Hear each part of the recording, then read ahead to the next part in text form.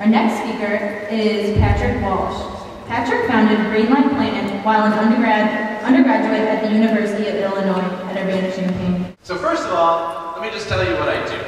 I make solar-powered lights and phone chargers that are sold to people in India and Africa who don't have electricity. It's a pretty simple product. This is something that you probably could have, probably a lot of you already could engineer this product or something very similar to it in a matter of months. It's a battery, a solar panel, and an LED bulb, and it produces light, and you can also charge your phone with it.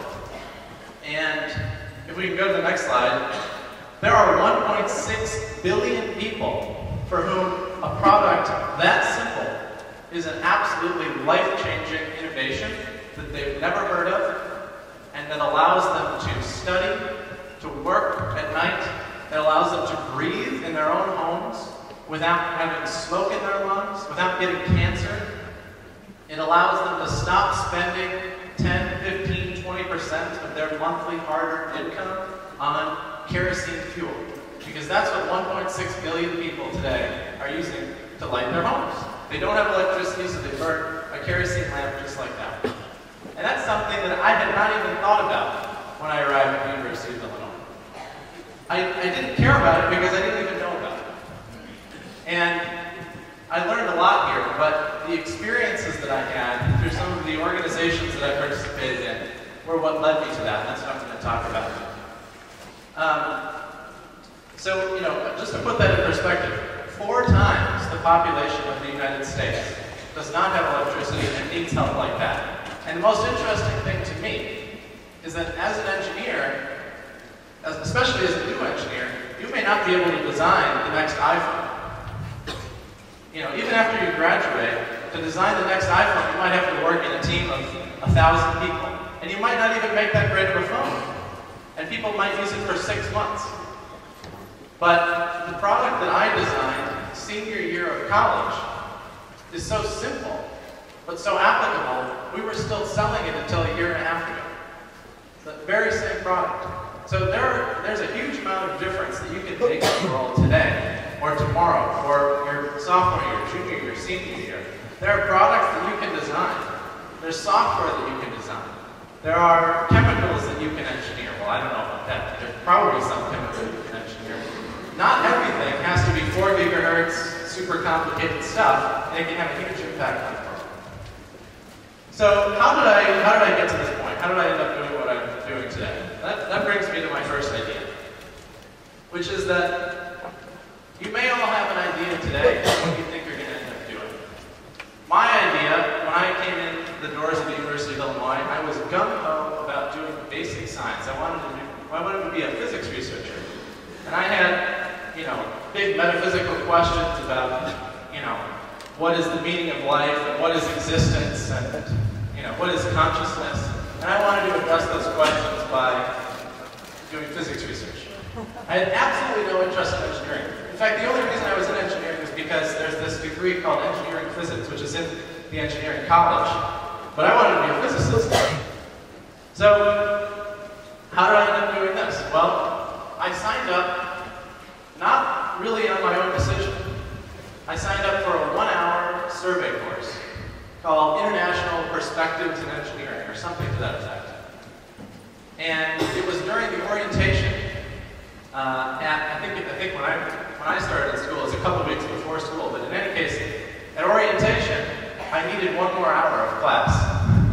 And I asked somebody who was walking down the rows of computers where we were registering, is there any class that's just 1 hour? Because I needed 1 more hour. You know, I had 13, and I thought, well, I should have a schedule of 14 hours. Why not have 14? So somebody said, yeah, there's this list of 4 classes here. They're only 1 hour each. They're just surveys, you know, and you can take one of them. So I picked out this International Perspectives in Engineering. And that class, I didn't know it at the time. I didn't know it when I took the class, but it changed my life completely. There were 2 people that came and spoke, and one of them was the president of a group called Engineers Without Borders. So if you've heard of Doctors Without Borders, Engineers Without Borders is the same thing but for engineers. And you can go to Quad Day, or you can go to, go Google it right now and find out about EWB. But it's a great organization on campus that can introduce you to what life is like for the 1.6 billion people that don't have electricity. And another speaker came who was just a student like me, who had gone on a study abroad trip to Argentina. And here I had my head down in the books and I was studying physics, and all of a sudden I thought, I'd kind of like to go to Argentina. He showed a photo of some beautiful scenery and what he did with his friends, and I thought, hey, that sounds like fun. I wonder if I can do that. And this Entries Without Borders thing, it struck me as something really cool that you could change people's lives like that. But I actually didn't think about it for about 6 or 9 months after that, until I started getting, quite frankly, pretty bored with the physics program. And that's okay. A lot of you are going to have ideas now that you'll get bored with. Maybe it's not for you. Maybe it's, maybe you're not good at it. Maybe you just don't like it, and that's fine. So as soon as you realize that you're bored with something, branch out. Do something different. Go to a meeting of some new club. Take a survey course. In fact, I would advise everybody to go home today and find one survey course, one one-hour survey course that you could take in any college on campus that might change your life. It costs you nothing. Just go home and register for a class that you didn't even think about. 1 hour. So I can move on to my second lesson. So I was in this group, Engineers Without Borders, and I thought, okay, in fact, I should go back. I started my sophomore year in physics, and I really wanted to get into something new, because physics, it was interesting, but it just didn't seem like what I wanted to do with my life. So I thought back to that survey course, and I saw an ad for a meeting of this group, Engineers Without Borders, and I walked in the door, and literally, by pretty much the night of the first meeting, I thought, this is what I want to do with my life. I went home, and I was lying in bed, trying to fall asleep, thinking about the challenges that we had talked about in this meeting. And it was just something where all of a sudden I was really interested in something. And I just hope that all of you can find something like that, where you go home at night and you can't sleep because you're fascinated by the question that you were trying to answer earlier in the day. And if you don't have that, try and find it. I just hope that everyone can by the end of college. So in Engineers Without Borders, we had a lot of trying times. And one thing that I realized, these are all lessons that, I realized over time in college. Probably people have told me that, you should learn more from mentorship and experiences with colleagues in college than you should through class. Or maybe somebody hasn't told you that, but I think people have told me that, but I haven't internalized it. Well, the mentorship that we received from university administrators, deans, faculty, through Engineers Without Borders was absolutely fantastic. And I ended up going to India and spending a month living in a village and designing and building a system to provide electricity to one of those villages that needs electricity.